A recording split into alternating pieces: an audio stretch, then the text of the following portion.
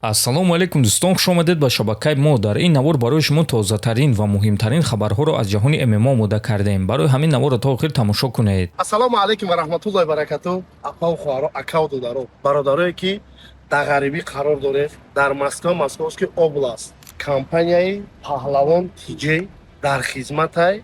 Хоб, ака як минут биёбрем. Бо нага ки ҳамин мақсад мошинаи холира видео кесия. И бародармон ана дар реестр буд. Чӣ рафтем бади? Ягон проблема шид? Раҳ да ягон мушкилӣ шидакта? Не ака, саб. Айсуми додагид розӣ?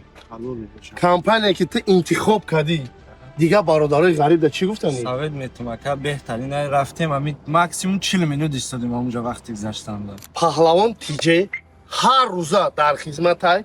Ин мошинае ки шумо дидесен, и бо майл ба кай сафеде ки якта дар раҳ хизмат мекунад, и дар компанияи Паҳлавон TJ хизмат мекунад. Номра дар рӯи экран мешавад, занг мезанем, мо зангҳои шуморо қабул мекунем. Худованд нигаҳбонтон. шаби гузашта маълум шуд ки Конор Макгрегор дар ҳақиқат зидди Майкл Чендлер ҷангидан мехост, аммо UFC ин муҳорибаро нахостанд. Оиди чиз менеҷери Конор Оди Аттар хабар дод. Биёед суханҳои ӯро гӯш мекунем.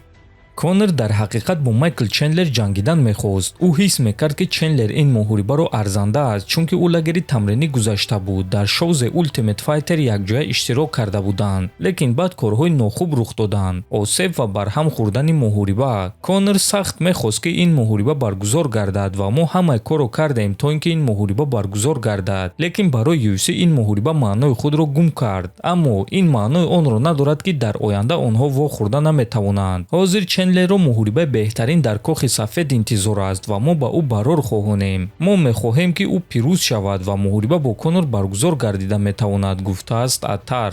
Хотиррасон мекунем ки Майкл Чендлерро аллакай рӯзи 14 июн муҳориба зидди Маурисио Руфи дар кохи сафед интизор аст. Ана Конор Макгрегорро бошад рӯзи 12 июл муҳориба зидди Макс Холлоуэй дар турнири UFC 329 интизор аст. тобови ҷангори вазни сабук UFC Ҷастин Гейҷи гуфт ки дар муҳориба зидди Илия Топурия набояд ки ба қафо равад. муҳорибаи Топурия зидди Макс Холлоуэйро тамошо мекунӣ ва фикр мекунӣ ки вау, Топурия ба пуррагӣ бартарӣ дошт. Аммо баъд боз як маротибаи дигар тамошо мекунӣ ва мефаҳмӣ ки Макс чанд маротиба зарбаҳои худро ба ӯ расонида тавонист ва дар якчанд занозанӣ бомуваффақ буд. Оливера низ якчанд занозанӣ муваффақ зидди Топурия дошт. баъдан онҳо хатогиҳои махсус карданд ки Топурия хеле хуб хатогиҳои рақибро истифода бурда метавонад. аз ҳамин сабаб дар муҳориба зидди Илия ман набояд ки ба худ чунин хатогиҳоро иҷоза диҳум. Ман набояд ки ба қафо равум, гуфтааст Гейҷи. Ногуфта намонад ки муҳорибаи Ҷастин Гейҷи зидди Илия Топурия аллакай рӯзи 14 июн дар кохи сафед баргузор мегардад ва муҳорибаи асосии турнири кохи сафед мешавад. ба фикри шумо дӯстон, дар ин муҳориба кӣ ғолиб шуда метавонад? Метавонед фикрҳои худро нависед. мо бошем мегузарем ба дигар хабар. чемпиони пешинаи вазни миёнаи UFC Ҳамзат Чимаев ба чемпиони ҳозираи вазни худ Шон Стрикланд муроҷиат карда чунин суханҳо навишт. Шон Стрикланд, ман интизорам, гӯй ки кай омода мешавӣ. Ин дафъа яктоямон бояд ки мирад. Ҳамаи доваро амрикоӣ буданд. Ташкилот амрикоӣ аст. Рақиб амрикоӣ буд ва як ман танҳо чеченӣ.